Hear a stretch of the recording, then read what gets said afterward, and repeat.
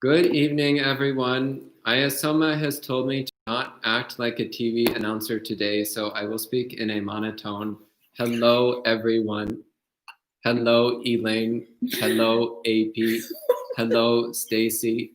Hello, Secret Spy Records. Okay, now she's laughing. I don't think this is actually what she wanted. Hello, Grant, Scott, Jens, Edward, Bradley, Gita, Rain Rappaport, Kevin, and Ethan. Welcome. Happy to see all of you joining in today. So today we have Bhante Jayasara, who many of you already know. He's great and we love him. Hello, Marielle, Lilia, and Adriana.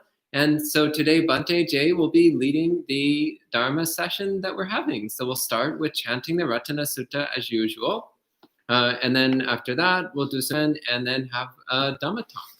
So please, let's go ahead and join in chanting the Ratana Sutta. You can find the link towards the top if you wish, and then we'll take it from there. Namo tassa bhagavato arahato samma sambuddha. Namo tassa bhagavato arahato samma sambuddhassa. Namo tassa bhagavato arahato samma sambuddhassa. Yani bhutani samagatani bhummani vayani va antarike.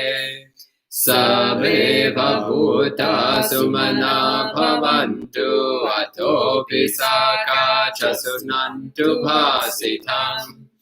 Tasmahi bhutani sameta sabbe metam karota manusiya pachaya. Devacharato chaharanti evaling. Tasmahi nera kata apamatam.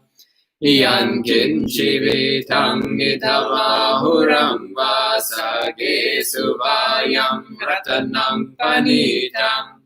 Nano samangati tathagatena idampi buddhe ratanam panitam. Etena sachena suvati hotu. Kayam viragam namatam panitam yadajjaga sakyamuni samahito. Natena dhammena samati kinchi idampi dhamme ratanam panitam. Etena sachena suvati hotu. Yang Buddha seto parivannai suching samadhi manantari kanyamahu. Samadhina tena samona vijjati idampi dhamme ratanam panitam. Etena sachena suvati hotu. Ye pugala mata satam pasata chatari etani yugani honti. Te dakineya sugata sasavaka ete sudinnani mahapalani. Idampi sanghe ratanam panitam etena sachena suvati hotu. Yesu payuta manasa dalhena likhamino gotamasasanam hi. Te patipatam vigaiha lathamuthanim butim bunjamana. Idampi sanghe ratanam panitam etena sachena suvati hotu. Yatinda kilo pataving sito siya chatu bivate via sampakampiyo. Tadu pamang sampurisam vadami yo arya sachani avichapasati. Idampi sanghe ratanam panitam etena sachena suvati hotu. Ye Arya Satchani Vipavayanti Gambhira Panyena Sudesitani Kinchapi te honti pusapamata nate pavammatamangadiyanti idampi sanghe ratanam panitam etena sachena suvati hotu sahava sadasana sampadaya taya sudhamma jahita bhavanti Sakaya diti vichike chitancha silabhatam vapi yadati kinchi Chatuhapaye hi chavipamuto chachapitanani abhavokatum Idampi sanghe ratanam panitam etena sachena suvati hotu Kinchapi sokamam karoti papakam kayena vacha uracheta sava Abambo sota sapati chadaya Bhabbata de tapada sabhuta Idampi sanghe ratanam panitam etena sachena suvati hotu Vanapagumbe yatapusitage Gimpanamase patamasmin himhe Tadupamam nammavaram adesayi Nirvanagaming paramam hitaya Idampi buddhe ratanam panitam Etena sachena suvati hotu Varo varanyo varado varaharo anutaro dhammavaram adesayi Idampi buddhe ratanam panitam etena sachena suvati hotu Kinam puranam navam nati sambhavam virata citta yatike bhavasmim Tekina bija virodhi chanda nirbanti tira yatayam paripo Idampi sanghe ratanam panitam etena sachena suvati hotu Yani bhutani samagatani bhummani varani vahantaleke Tathagatam deva manusapujitam buddham namasama suvati hotu Yani bhutani samagatani bhummani vayani vahantaleke Tathagatam deva manusapujitam dhammam namasama suvati hotu Yani bhutani samagatani bhummani vayani vantaleke Tathagatam deva manusapujitam sangham namasama suvati hotu Etena sacha vajjena dukkha pasamentu te Etena sacha vajjena payavu pasamentu te Etena sacha vajjena rogavu pasamentu te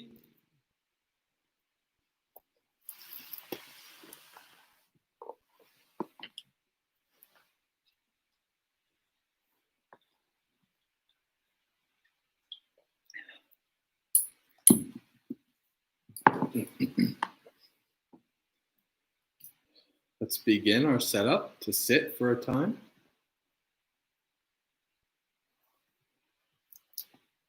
Place your body in whatever position that you're used to sitting in meditation that is most comfortable for you. And then starting from the tips of your toes, slowly begin to scan through your body, all the different parts of your body, checking in with any feelings that you notice there, like the feeling of the feet pressing against the cushion or against the floor. Bring your awareness to that feeling. And as you go through your body, see if you notice any small feelings of discomfort or the body not being in balance. When you notice these things early and change them, they won't grow into much larger pains later on. So now is the time to scan through your body. Observe the feelings that arise from the various body parts as you scan, and adjust your posture as needed. If you have trouble tuning in to any feeling as you scan, you can prompt yourself by asking yourself, what do I see? What do I feel?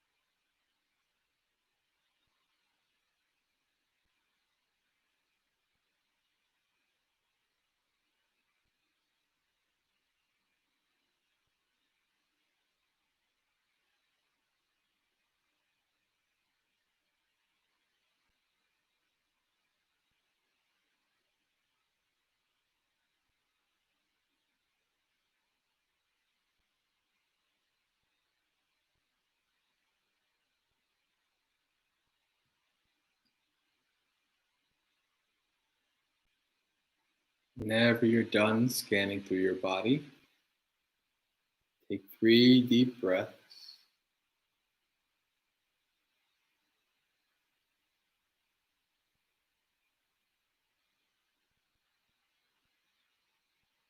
And then let go of the breath.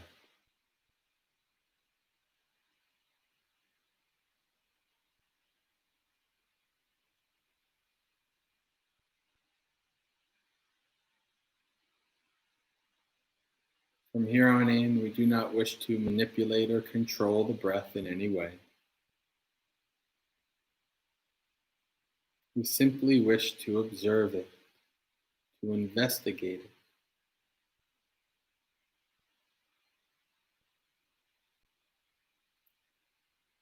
Bring your awareness to the fact that this body is breathing in and breathing out.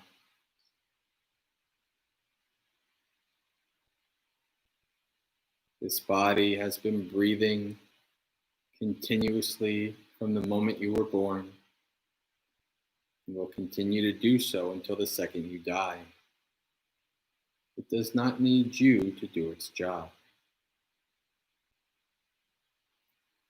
Your job is to simply observe and investigate the breath, to understand it and see it deeply.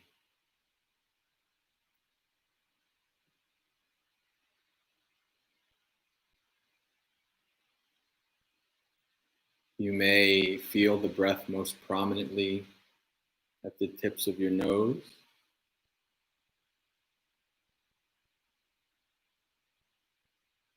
as the air goes in and goes out. If so, you can place your awareness there. You may feel most prominently the rise and fall of the chest. You can place your awareness there. Or you can simply abide with the understanding and observation that this body is breathing in and breathing out.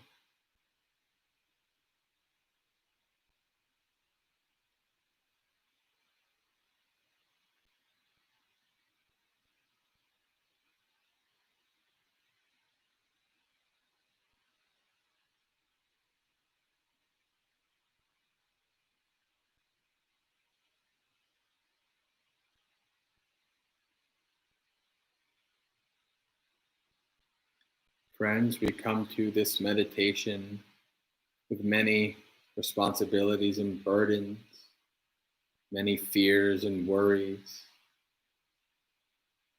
about family and friends, work, school, the community, the world, many things that come to your mind.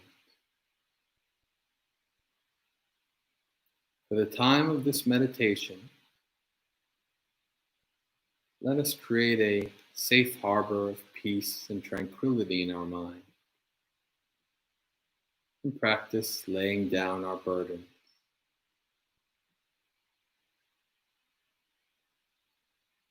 Just as the mighty Atlas, who holds the world on his shoulders, so too do we each hold our world on our shoulders.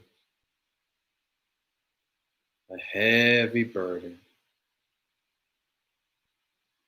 Lay down the world for a time. There'll be plenty of time to pick it back up later.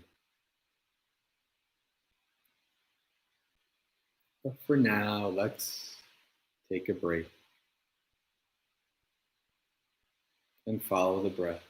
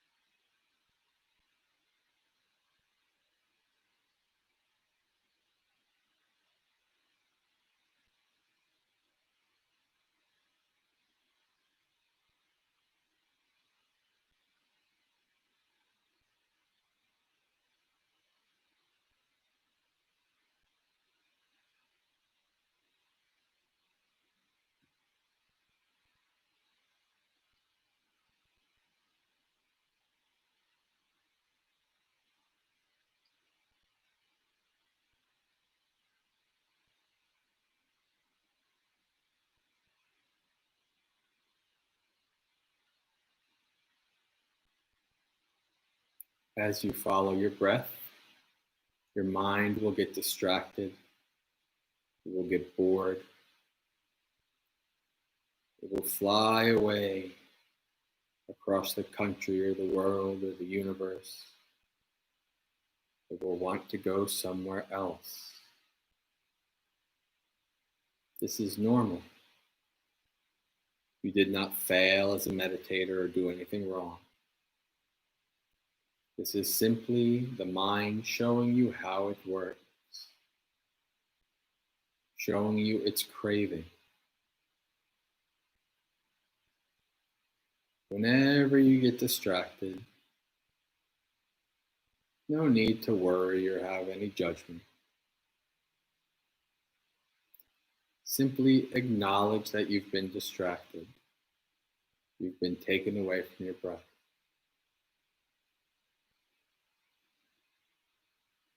Let go of whatever distraction is still there.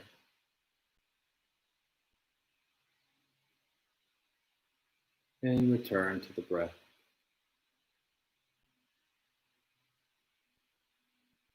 When we practice letting go, this means that when thoughts and daydreams and images and whatever comes to our mind, we don't want to get angry and averse and push it away, thinking it shouldn't be there. And nor should we get attached to it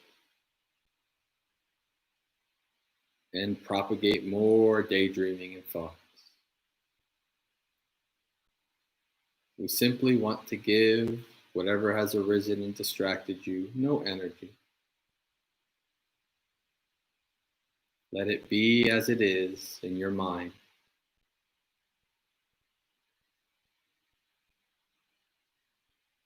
And you'll soon see that it will go on its way and it will disappear,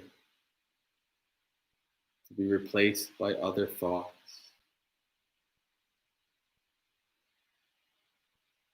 And if you're able to let go, you can see a stream of thoughts like a river flowing through your mind, rising and ceasing, all while you follow the breath.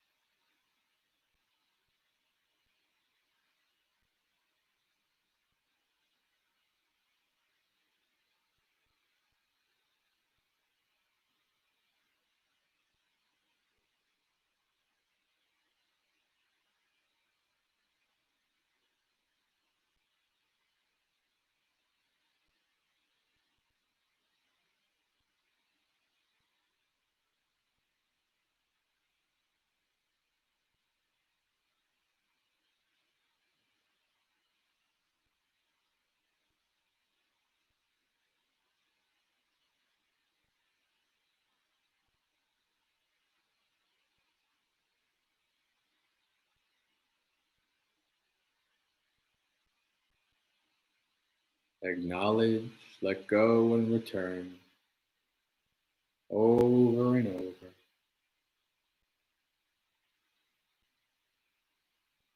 Don't worry about how many times you get distracted.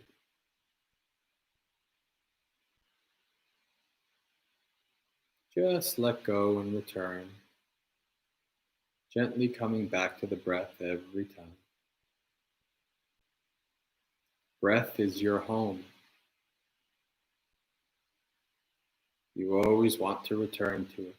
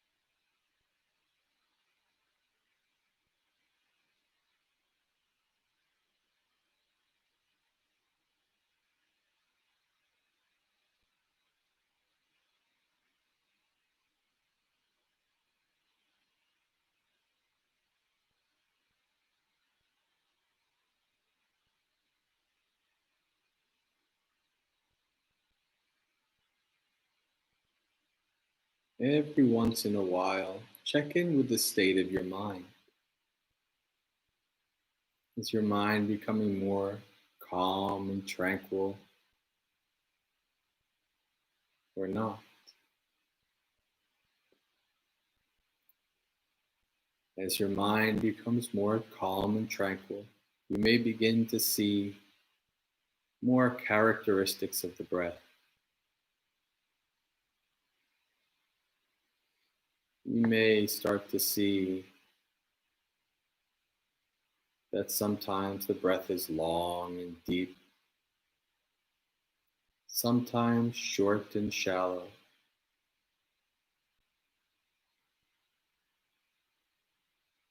Now you are starting to see how the breath changes, the impermanence of the breath.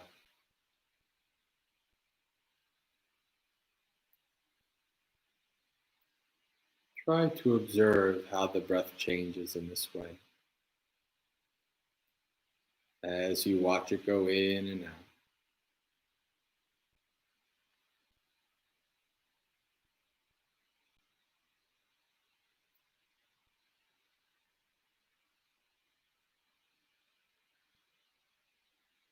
A calm, tranquil mind allows us to see things as they are, to see more and more deeply.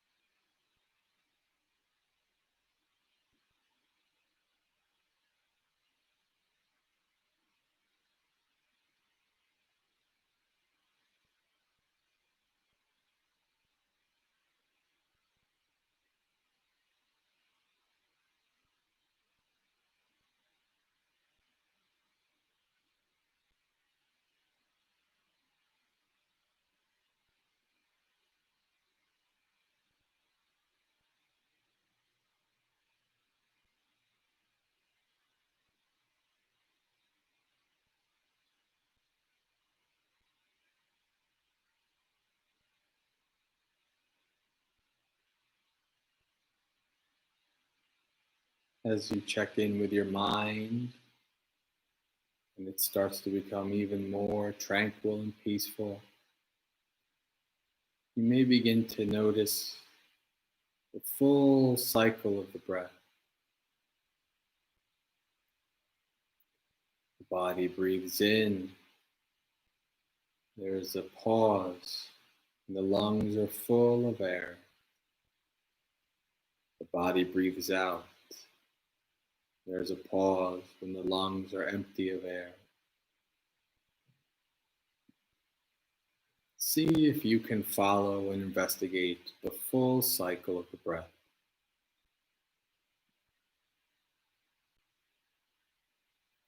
From beginning to end, flowing along, observing how it changes.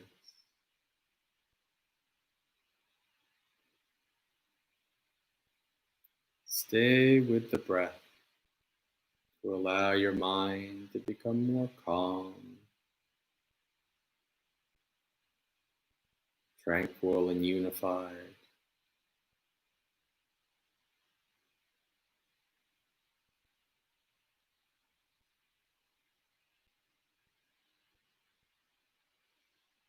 And if you get distracted, remember to acknowledge, let go, and return.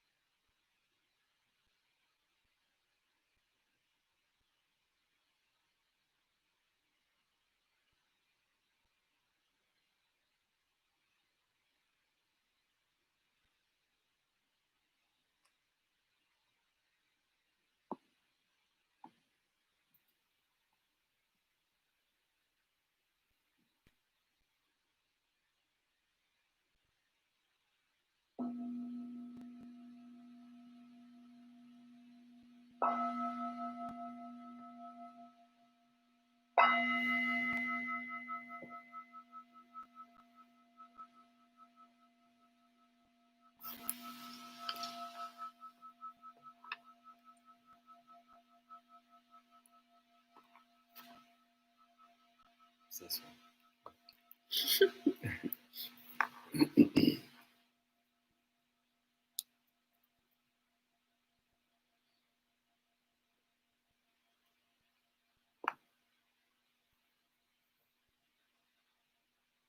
Okay, thank you, Pante.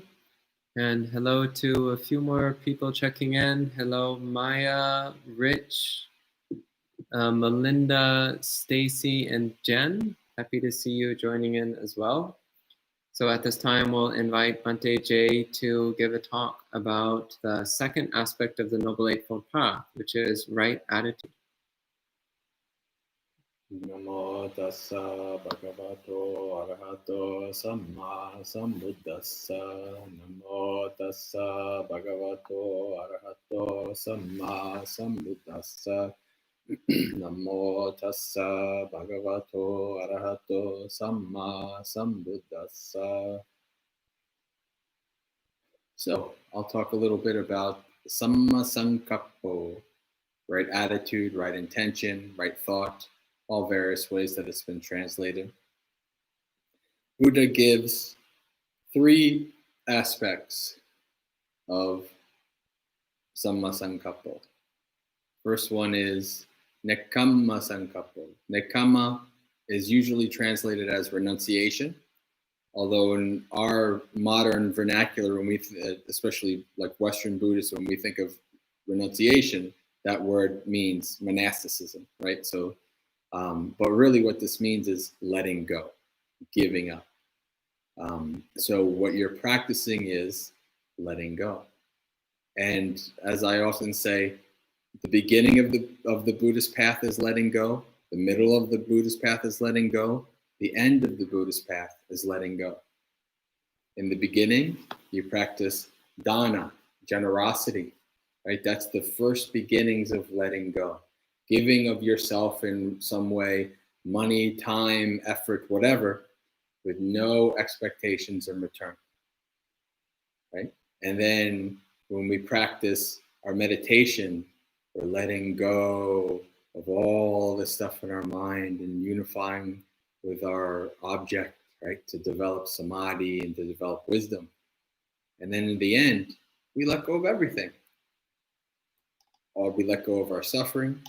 We let go of our identity view, all of these things.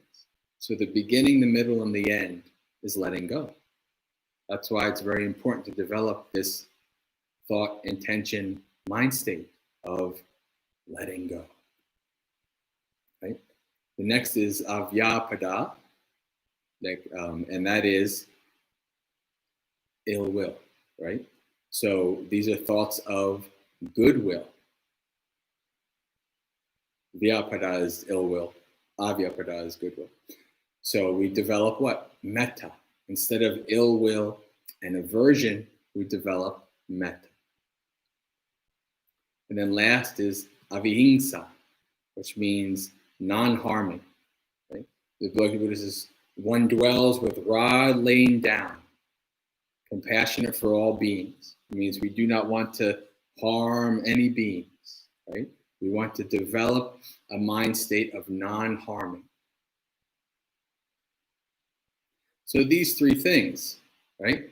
Letting go, goodwill, and non-harming are right or good intentions. Like this is what the Buddha wants us to develop, right? Instead of our opposites. The opposites come pretty easy, right? It's hard to let go. It's much easier to hold on. It's much easier to grasp, right? It's really hard to let go.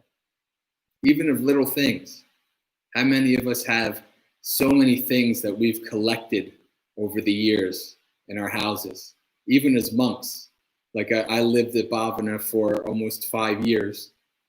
And at the end, I realized, wow, I have all this stuff. I don't need this stuff. I just collected it because I was in one place, right? So we have so much stuff, so much things that we can practice letting go of, right? Instead of ill will, we can practice metta. We can practice goodwill, wanting to live in our minds as we go about our life, our existence, with minds of goodwill for all beings. Right? It's very easy to have ill will. We don't have to work for that. I mean, some people really do like to work it, but you don't really have to work for ill will to arise, right? Because we have that aversion in us. We don't like something, so ill will comes right up, right? And harming, right? Sometimes what I've noticed about the mind is that if I have a situation with a person, and I'm kind of, maybe they've harmed me in some way, and I'm feeling resentful towards them, at some point my mind will think, I know how to, a thought will come to my mind, I know how to deal with this. Do something bad to them, right? Harm them in some way or another. And you think, no, I'm not going to follow that. That's bad advice, right? So this is the essence of Samma Sankappa, right? And we know this is important because the beginning of the Dhammapada, what does the Buddha say? All actions are led by the mind.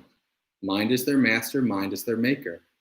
Actors speak with a defiled state of mind, and suffering follows you like the cart follows the hoof of the ox. I haven't said that in so long. All right. So what is that? That's like a very heavy, having a mind of wanting to harm people, a mind of greediness, a mind of ill will. It's a very heavy mind. It's a very, and if you've ever carried a wheelbarrow or some kind of something behind you, I kind of identify with the ox in this, because I've grown up carrying wheelbarrows and carrying things behind me. And I've had these wheelbarrows like dig into my heels and things like that. And I think about this poor ox carrying this thing, this heavy load. And there's the guy, the humans on top of the cart, and he's whipping the ox. Come on, go faster, right? That's like this heavy, horrible mind, right? That suffering follows us, like the cartwheel that follows the foot of the ox. But then there's the opposite. All actions are led by the mind. Mind is their master, mind is their maker. Actors speak with a pure state of mind. And happiness follows, just as the shadow follows us without departing. Now think of the simile of that ox and that heavy load. Think about a shadow. Shadows doesn't weigh anything. We don't even notice that our shadows are even around.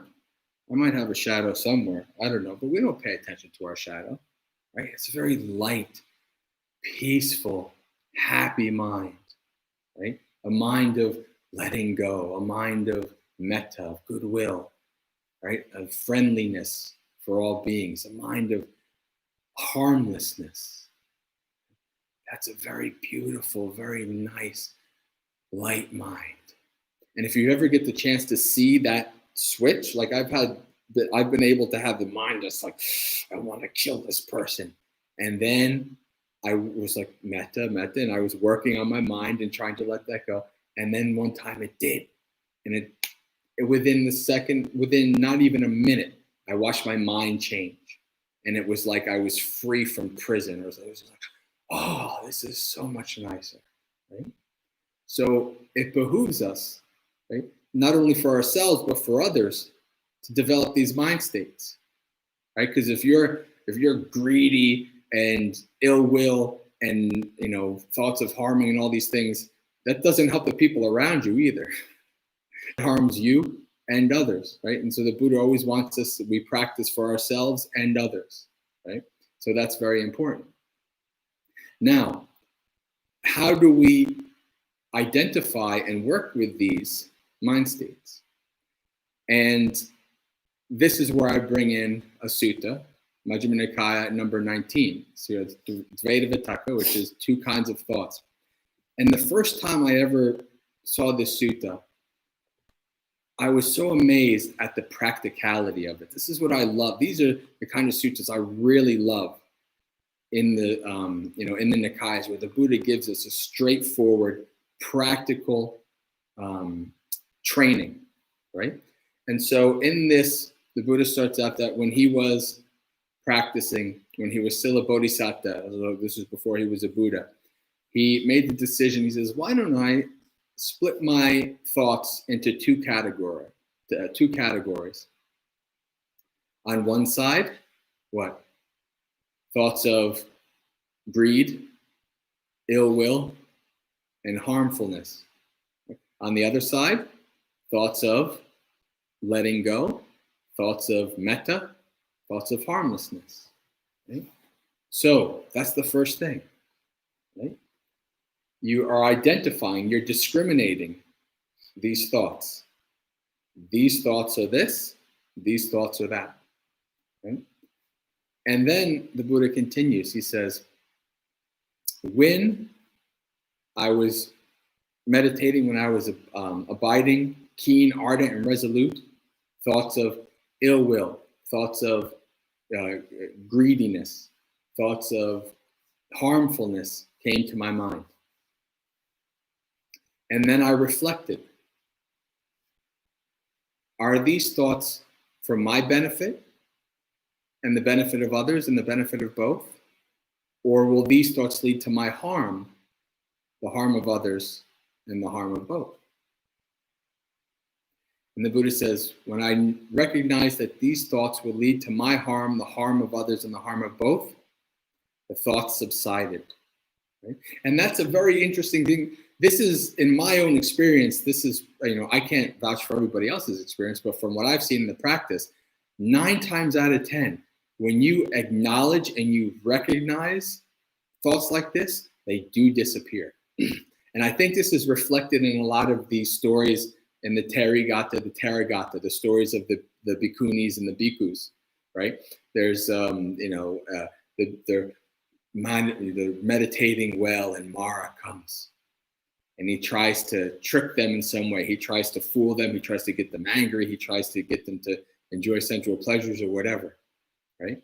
And then the monastic goes, who is this that is doing this? Ah. And then they say, I see you, Mara. And then the funny part is, it says, Mara, dejected and distraught, says, oh, they've seen me, and goes away, right? So that is the mind, right? You can see 9 times out of 10 that if you recognize that this thought, if I harbor this thought, if I keep this, if I build this thought up, if I relish in this thought, it's going to lead to my harm. It's going to make me suffer. It's going to lead to the harm of others and the harm of both. 9 times out of 10, just acknowledging that thought will go away. For that 10 time out of 10, the Buddha made another sutta, the next one, Majjhima Nikaya number 20. I'm not going to go into that, but you can check out that thought as the removal of distracting thoughts, the removal of these kind of thoughts. So the Buddha says, when I recognize that I've had these thoughts of greediness and harmfulness and ill will, I observe them, I recognize that this is harmful, and they subside. And then he says, abiding, diligent, ardent, and resolute, these thoughts have arisen. These thoughts are of letting go, of metta, of harmlessness. And it's beautiful. He says, and then I recognize that even if I were to abide in these thoughts for a day and a night, no harm would come from me. He says, no harm would come from myself or others in abiding in these thoughts. So this is a very practical teaching, right? First, you recognize, right? To do anything about anything, you have to see it first. You have to recognize it first. You have to understand the problem is there first, right? And so once you do that, then you can start to do something about it. That's kind of like what's going on now in this society, right? Recognizing a problem, then doing something about it. It's the same thing with our mind. So when we do that, then we can do something. Then we can recognize, okay, this thought is harmful. I don't want to abide in this thought. Right? And you can do this. It's a very simple practice. When I read this the first time, I went to the races with this. I was like, okay. So I would, thoughts would arise. Is this, this kind of thought or that kind of thought? Is this going to lead to my harm or my benefit, right? And that actually is very, it's kind of cumbersome at first, but when it becomes second nature, then you can instantly recognize, like when you get angry, right? You can instantly recognize when some kind of a mind state is going to arise that's going to lead to your harm and the harm of others. So that's very important to be able to see this, how this arises in your mind, right? And so the Buddha says, whatever one ponders and thinks about, whatever one allows their mind to ponder and think about often, that becomes the proclivity of the mind, right? We've seen this, that kind of a statement is very well known, right? Garbage in, garbage out. Right? There's all kinds of statements about, not letting your mind have all kinds of junk, right? So the Buddha says it 2,600 years ago. Whatever you ponder and allow your mind to continue to propagate, papancha, to propagate and to relish it and to ponder it, that will be the proclivity of your mind. So if you relish in negativity and aversion and hatred and ill will and all these things, that's going to be the proclivity of your mind.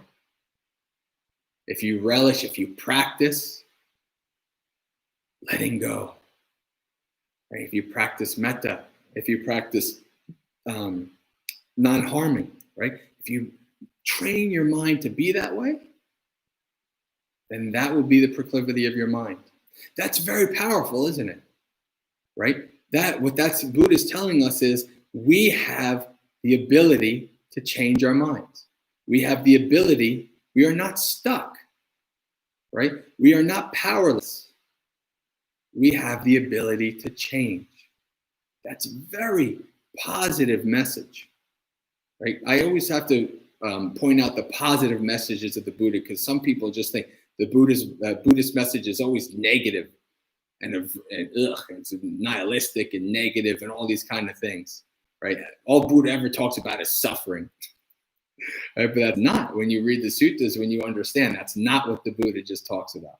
The Buddha recognizes the problem, because there's problems, right? The right Buddha, you have to recognize the problem. And then he says, if you want to do something about it, this is what you do. Follow the Noble Eightfold Path, right? Start developing your sila, samadhi, and panya, right? That's what you do. All right, so this is a very powerful thing, that we have the ability to change our minds. We have the ability to set the groundwork for the kind of mind that we want. Do we want the kind of mind that's like the cartwheel following the hood of the ox?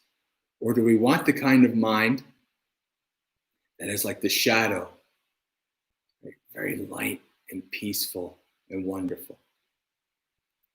That is our prerogative. That's our ability, our choice. We always have a choice. A lot of times we don't see that. But mindfulness and practicing and understanding the mind and developing our insight allows us to see that we have this choice. Right? And when you start to see what the mind is like, you don't want your mind to be all heavy and horrible and miserable. Oh, who wants to live like that? That's not good. You want your mind to be peaceful and light. That's why the practices metta and compassion and appreciative joy and equanimity. What are they called? Brahma viharas, dwelling with Brahma, dwelling in heaven. Right? When our mind is like that, it's like our mind is in heaven. That's way better than our mind being in hell. So this is why it behooves us to make sure that we are developing these qualities in our mind. And lastly, another wonderful practical technique is the simile of the mirror, right? That the Buddha gave to his son Rahula.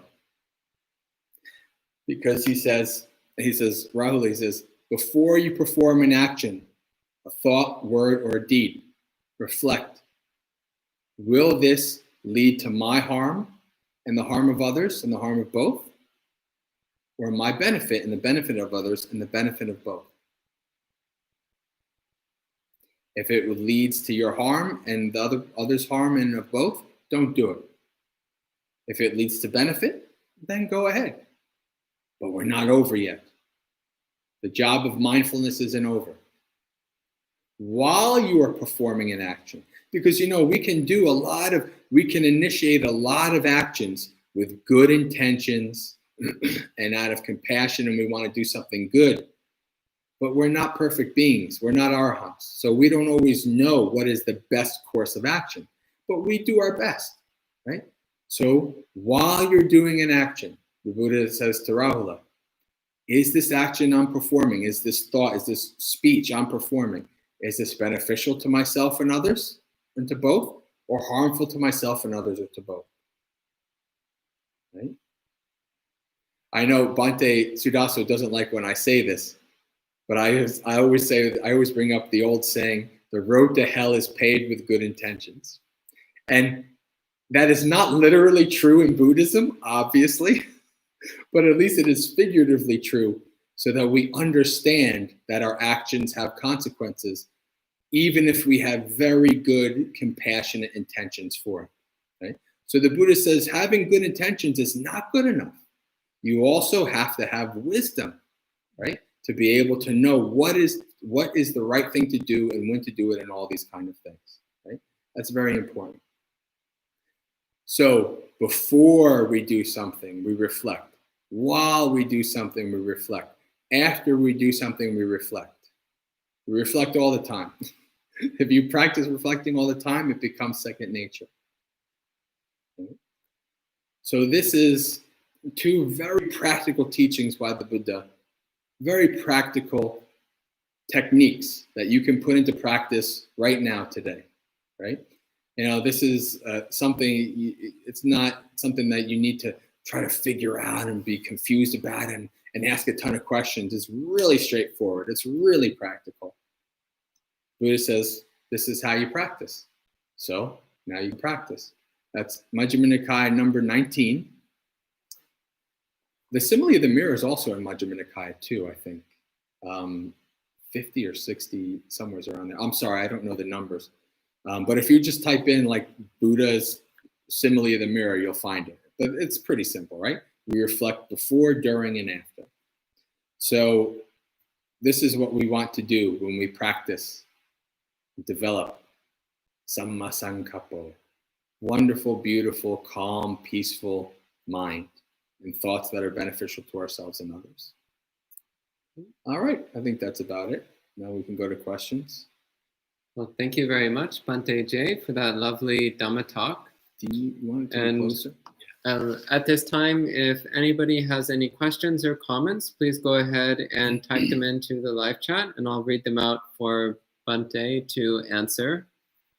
So currently, there's not much. Marielle says, I love how Buddhism is basically a guide to function as humans. And Advaita says, with your mental behavior, you reinforce neural pathways that are then most easily triggered again. Mm-hmm. And that's why changing habits is really hard, especially habits you've had for, if you've been around 40 years and you have habits that are 20, 30 years old, you have to work against all those pathways and create new ones. Mm-hmm. And Kevin asks, are all thoughts then either harmful or harmless? Nothing else? No, I wouldn't necessarily say that.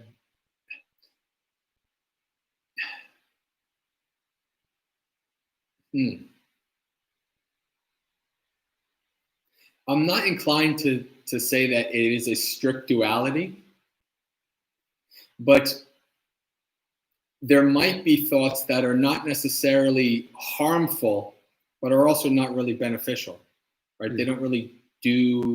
They don't help you at all, right? And so the Buddha's kind of focusing on thoughts that are going to be very harmful and very beneficial, right? Thoughts that are kind of in the middle, like, I don't know. I'm trying to think, like, as a layperson, maybe thinking about, trying to think of a thought that would be in the middle. It's hard to think of one. Maybe there isn't. I don't know, but that's an interesting question. What kind of came to my mind is the trifecta of feeling, right? Because Vedana is also mental as well as physical, and Vedana is pleasant feeling, painful feeling, neutral feeling. So maybe there's just some neutral thoughts that you're really not going to pay attention to and might not be all that beneficial. I don't know. But I think just sticking to what's harmful and what's beneficial is good enough, at least until maybe you get to, able to see even more refined and more subtle aspects of mind. Then there might be more differences there.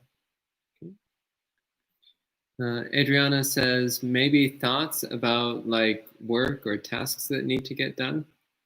Well, I was actually leaning towards that, but there's actually like craving and clinging in that as well. So like I was really trying to think of something that would be free of either side, and I don't know, I couldn't think of one.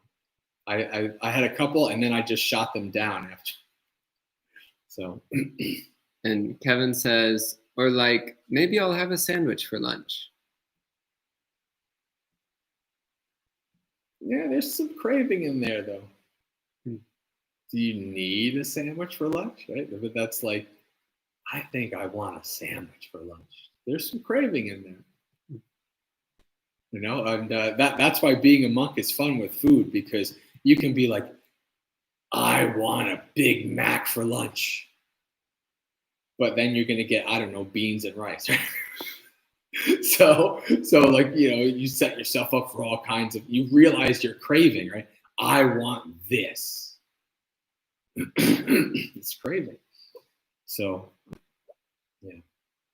Okay. And AP asks, what are the karmic consequences of right attitude that results in harm for self or others by accident? I wouldn't say, well, this is where I made the distinction, like that road to hell is paved with good intentions. That's not literally true in Buddhism, right? Because intention is karma, right? So if we have really good intentions and we screw something up, we're not going to go to hell for that, right? We had good intentions. We tried to do good. It just didn't go well, right? It could have been better. We didn't have the wisdom and the insight to understand how to do something better. I don't think you're going to, you know, be subject to, you know, going to hell or the realms of woe because of, you know, something that didn't. Because this is one of the major important distinctions in Buddhism. Like, think about the distinctions between Jainism and Buddhism. In Jainism, if you're walking down the street and you step on that ant, you better start repenting, because that's bad karma. In Buddhism, if you walk down the street and you don't recognize the ant, you don't notice it, and you step on it, it's not bad karma. If you go down the street and you see the ant and you're like, oh, that son of a, and then you jump up and smash down on it, that's bad karma, right? So you have to understand the difference, that it's all about intention, right? But for karma, but that's still, we still have to go a step above and make sure that we are doing, we have the wisdom to understand what is the right thing to do, when to do it. But we don't, right? So how we develop that insight with our practice is we screw up and we learn from it, right? In the suttas, the Buddhist way of growth, right? Somebody comes to the Buddha and he says, Bhante, I have committed this transgression. And then the Buddha says, is really funny. Excuse me, let me get some water here. The Buddha is really funny. He says, indeed, foolish man, you have committed a transgression, but you have made amends for it in accordance with the Dhamma. Now seek future restraint, right? So that's the three things. You make a transgression, you acknowledge it, you make amends for it, and you try to do better next time, right? So that's how we grow. And the Buddha says, this is how one grows in this Dhamma and discipline. Right? So this is a very important thing to understand, that we're not perfect. We're going to mess up even with the best of intentions, right? And then we learn from it and we realize this is when we're mindful and you know, we really start to investigate our mind. We can see where it says, okay, this person said this and then I did that and that wasn't the best thing to do. Next time I want to do better. Right? And so next time comes around, person does something and that triggers the same response in your mind, but you say, oh, wait, I remember this. Let me try to do something different this time. Let me try to do something better. It's like those movies, what is it, Groundhog Day and Edge of Tomorrow, where the person dies and keeps getting reborn and coming back to the same day over and over and over again. That's how we develop. That's how we grow in the Dhamma. Is by doing our best with our best intentions, practicing well, we make mistakes, we make amends for them, and we seek to do better next time. That's how we grow. Can I add a comment? Yes. I would also add that there's also the karma of intentional recklessness.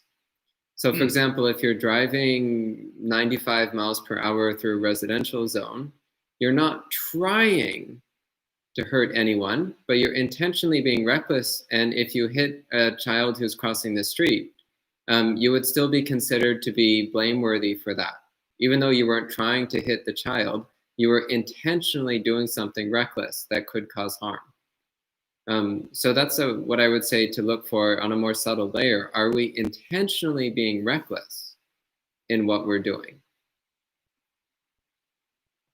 Do you have any thoughts on that? No. Okay. Yeah. And Gabriella asks, with regard to intention, I want to know about how to refine recognizing good or bad mental intentions so we can divide them better. Are mental thoughts really divided into the 3 roots?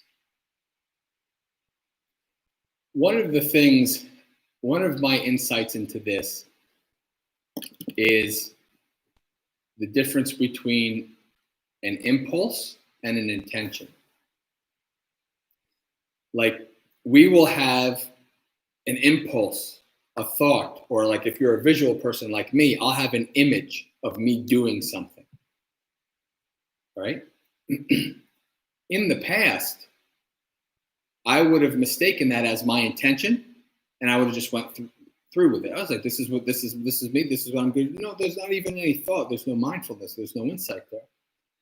But then as you develop and see your mind, you see that there's going to be impulses that arise, different parts of your mind, like Thanissaro Bhikkhu calls the mind the committee of the mind, the different aspects of your mind that are kind of coming together and fighting. And one is going to throw you this impulse, right? That's not your intention, right? Your intention is then, I am going to follow this impulse, right? So this is where it gets very subtle, right? To understand where your intentions actually are, right? An impulse, a thought that arises it just came to your mind. That's not intention yet. It can become your intention, but it's not it yet, right? When you are mindful and aware of how your mind works and start to see at the deeper levels, then you can see that arise. And you can say, you can, even if you don't believe in Mara, like as an actual being, using Mara for the part of your mind that is seeking your destruction, that is seeking for you to do the most unskillful things, is very beneficial. It does work, right? Because I'll say, I see you, Mara, right? And I can observe, I can see that, and then I can say, I'm not going to follow that. This has arisen in my mind. And this is the Buddha, right? When he talks about the internal and external sense bases, the internal base is the mind. The external base is mind objects. That's interesting, isn't it? Right?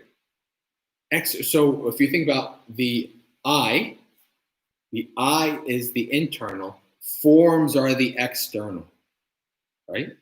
So the Buddha is saying that mind objects are external, right? They come, right?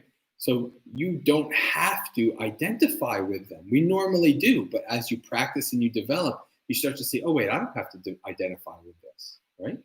That's my intention. My intention is to not go through with that thought, not go through with that, right?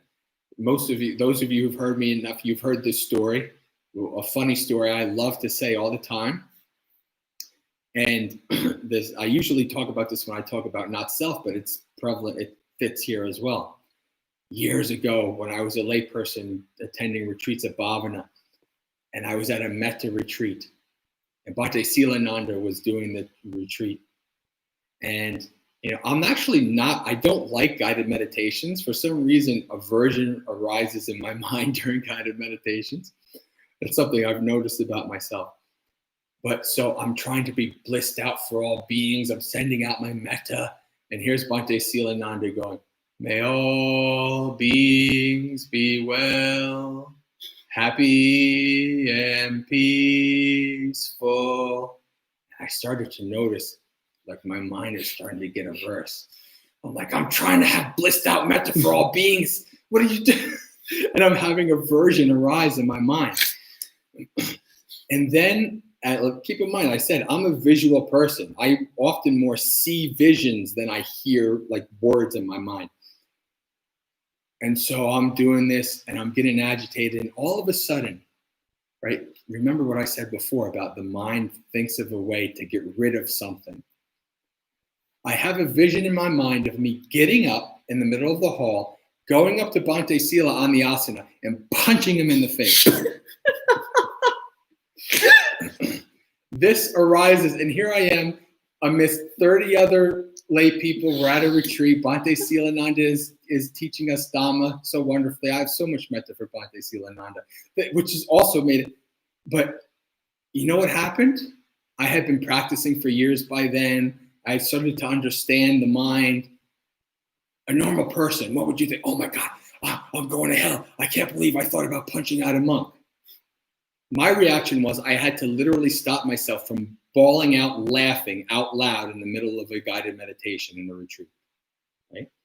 And why? It's because I realized that it was so absurd. And if I actually did that, it would be so harmful that there would be no chance of me having my intention to do that.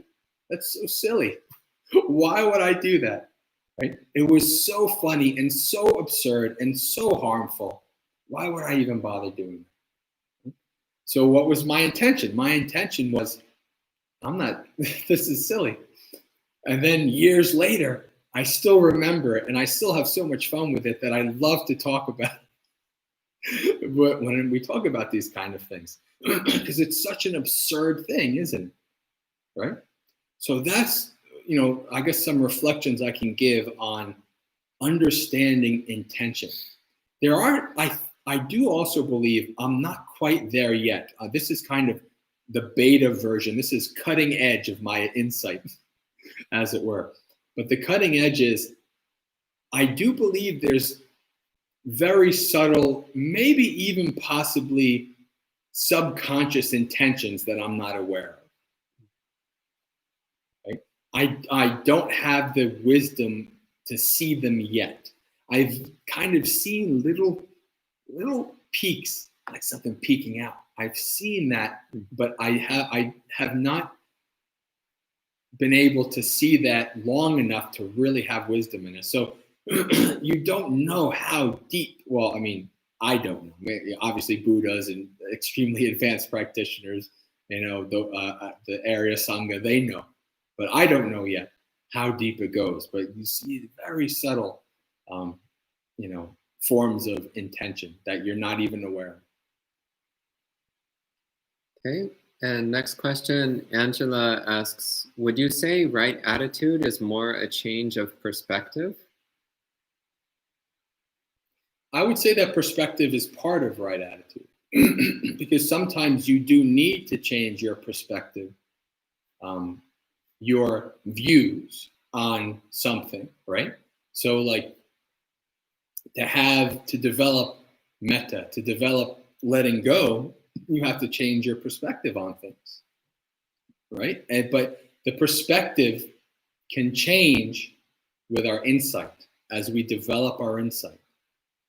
Before we start meditating and before we start to develop our insight, we want things, we want to collect things, we want more things. I have this collection of that and that collection of this and all these kind of things. And as we develop our insight, it's like, do I really need all these things? Right? Our perspective is changed because of our insight. So yes, I believe the perspective change comes with our insight. Seeing things, insight is a very powerful thing. When you start to have insight into something, it's like the biggest duh moment, right? Or like that meme online with Captain Picard, like this. It's like, how did I spend 30 years of my life not seeing this? Like that's what the power of insight. Like it all of a sudden is so like common sense that you couldn't believe that you never saw it before, right? And just in that, your perspective changes. So yes, perspective change is part of the development of these thoughts, of these intentions. And Kevin is asking, right attitude is the same as how others translate right intention, correct? Yes, yeah. Okay. I don't have any strong thoughts on which translation is better. And that one is, I don't. Secret Spy Record says, it's good to practice restraint from the negative, but we also need to know when to let go and pay attention to the part of us that's willing to do good at this moment as well. First of all, I love that name. Second of all, this is something that's near and dear to my heart. I can at least give you one example. Helping other people is wonderful. Having other people be part of your practice, the Buddha says, that is praiseworthy, right? The Buddha says the two kinds of practitioners, one who practices for themselves and others, one who practices only for themselves. The one who practices only for themselves is to be criticized. The one who practices only for both is to be praised, right? And especially, like, I'm not Mahayana, I don't do the Bodhisattva thing, but especially if you're like really into, I really want to help others, there's a balance that needs to be struck. So sometimes your intention to help and to do good things can actually, give you, can actually harm yourself, right? My whole, every career I've ever had is in dealing with people, right? Helping people in one way or another. So even before I was a Buddhist, I really started to understand that the airplane simile, right? When I was young, half of my family moved out to Arizona, so every year, every couple of years, we'd go visit them, and I loved flying as a young kid, and I'd sit there and I'd go like this, and then the airline safety speech, and I remember vividly as a young kid when they get to the point of, in the event of depressurization, oxygen mask will fall. Secure your mask before helping others. As a young kid, I didn't understand that. I remember vividly kind of being a little confused about it. And then like 5 years ago, while I was meditating, it just clicked. Like, I get it. Right? And ever since then, I use that simile all the time. You have to have your own mask on. Well, think about it. If you're putting other people's masks on and your oxygen is depleted and you're like, ugh, you can't help anybody. Similarly, in the sutras, the Buddha says, one who is also being carried away by the stream, one who is also being stuck in the mud, you can't help somebody else out of the stream if you are being, carried away, right? So you have to be able to recognize that it is very skillful that I have these very wonderful thoughts of helping, but also I have to take care of myself as well. Buddha says, do not neglect one's own welfare for the sake of another, right? The Buddha also says, as I've said before, practice for yourself and others, right? Yourself and others. You have to think about yourself. When we did the metta guided meditation the other day, what do I use? May all of us find happiness. All of us includes yourself, right? So you have to have the wisdom to balance out, right? This is near and dear to myself too, because I'm not a bodhisattva type person, but part of my path is helping others, is sharing the Dharma with people. I love doing that, right? And what I found in my own path was that I overdid it so much, and I was so busy, and I was helping, and I was teaching and doing all these things that my own practice suffered, right? And you understand, I can't help other people if I'm stuck, if I plateau, and if I'm stuck here, I can't help others, and I'm not getting anywhere. I want to realize awakening. I want to get out of samsara and be free of suffering, right? And so I want to do this for myself. And as Bhante says, an arahant arises in the world for the benefit and the many folk, right? So even as you are developing your awakening, you still can help so many. I'm not even anywhere close to awakened. I'm a patujana. I'm a worldly person, but I've still been able to help some people because I can help people up to where I'm at the path, right? I've been able to help people have been benefited from, what I've been able to do. And that's so wonderful. It's such a wonderful thing. It's the most meaningful thing I've ever done in my life. And I've done a lot of things to help a lot of people, but it's the most meaningful thing I've ever done in my life is to share Dharma with people. I love it. It's so wonderful. But I have to realize that there's a balance. Helping others is part of your path, but you can go too far. And so now I'm trying to focus more on myself and kind of come back to seclusion and practice myself, right? But I'm still here with you guys. I'm still sharing Dhamma with you guys, but I want to have more of my focus for the time being on helping myself, right? Because I can't help others if I pass out, if I plateau, right? A regular Pratujana monk can help only to a certain point. An Arhat can help much more. So it's better that way. So, yeah. By the way, Secret Spy Records says that her name is Lexi. Oh, Lexi. Okay, yeah. Oh, I know Lexi for many years. So okay, Adriana also knows her apparently. Yeah. And Kevin says, there seems to be a strange paradox of the mind in that negative thinking is so easy in present and future projections, whereas we tend to romanticize the past, the golden age. Very odd. I'm going to adjust my impermanence and fix my robe here because it's falling apart. So can you read that again, the last one? Is it the dichotomy of why we're so... He says, there seems to be a strange paradox of the mind in that negative thinking is so easy in present and future projections, whereas we tend to romanticize the past as the golden age. That is really interesting, isn't it? You know why? Because memory is faulty. Don't trust your memory. Our perceptions are untrustworthy. Our memory is untrustworthy, right? Because it is very fascinating. Because I think about, well, you know, there are some exceptions, because even though I've been out of high school for 20 some odd years, I'm still glad I never have to go to high school again. I have no nostalgia for high school at all. So that is an exception. But no, that is an interesting phenomena of the mind, isn't it? Right? That because we forget the stuff that we went through. And, you know, that's kind of a survival mechanism, isn't it? Like, imagine carrying on to all of the negative, horrible things we've experienced our whole life. Imagine carrying that on around as a burden. That's rough. That's a horrible burden to be able to carry. And so our mind just we naturally start, unless it's extremely traumatic and you need therapeutic interventions and years of working and healing. But, for most things, and we look at the golden age, right? The golden age of this, the golden age of that. And, but,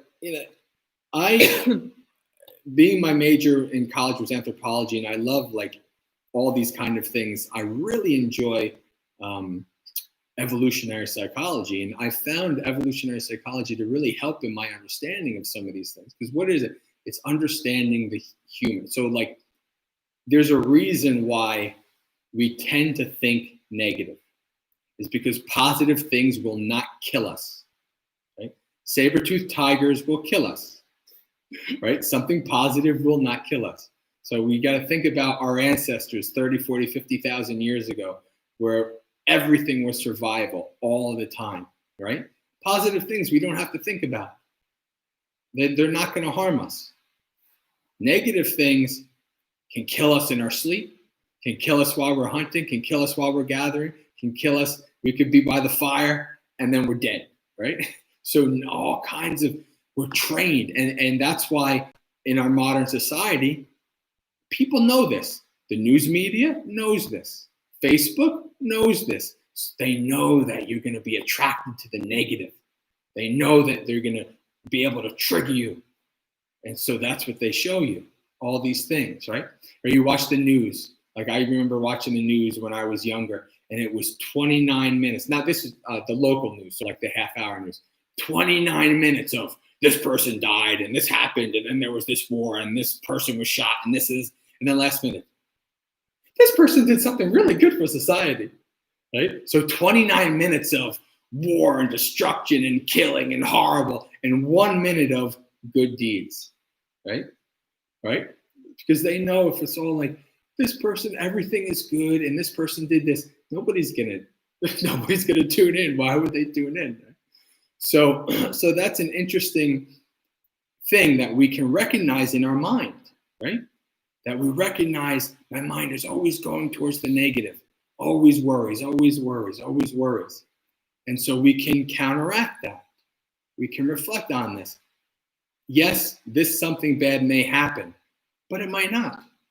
And if you do this for years and years and years, you understand, you look back and you're like, 90% of the things that I was worried about never even happened. Right? But my mind was on this loop, had this underlying habitual tendency towards this. So understand the mind and you understand these things. Okay. And Gabriela asks, on this line of thought and purification of intentions, what's a method you have used to reduce impulsive reactions that has worked for you? What I gave. I mean, honestly, that's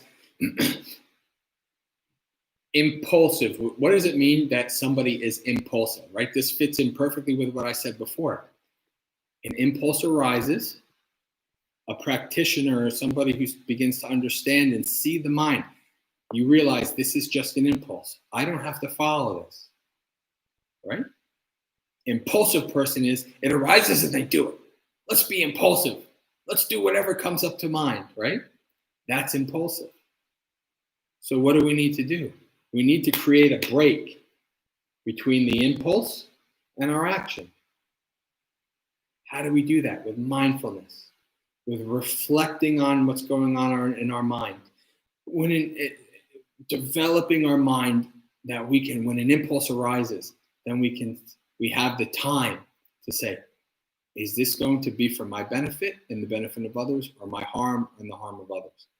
This practice does that. This really delving into the mind, understanding the mind, seeing the mind for what it is, gives you the time to go against those impulses, right? Gives you the time to counteract them. Right? And so, doing these things where the simile of the mirror, reflecting, right? Try to develop the habit before you act to stop. Every time, I'm just going to stop. Even if it looks silly to other people around you. Don't worry about what other people think. When I was first meditating at my office, people would walk by and they're like, is he asleep? I remember one woman said, is he dead? Right? Don't worry about what other people say. This is for your mind, for your positivity, for your benefit. Stop. Reflect. Examine. And then act. Develop that habit. Right? Try to do that. Try to develop that habit so that you have control and power over your impulses and actions, and they don't have control and power over you. Right? That's what you need to do. It's a natural progression of the practice, but also it is something that you have to develop a habit of. Right? Developing that habit of getting in touch with your mind, of observing what's going on. Mind is the master. All actions are led by the mind. So trying to find a way, trying to use these techniques to give you the space between what occurs in your mind and how you act is where that is the battleground where you can make skillful choices. Okay, well, that's the last question, and it's 9 o'clock. So I think we'll go ahead and end there for the evening. So thank you very much, Bhante Jay, for sharing words of Dhamma with us. And thank you to all of you for joining in, and we'll see you tomorrow morning. Sadhu, sadhu, sadhu.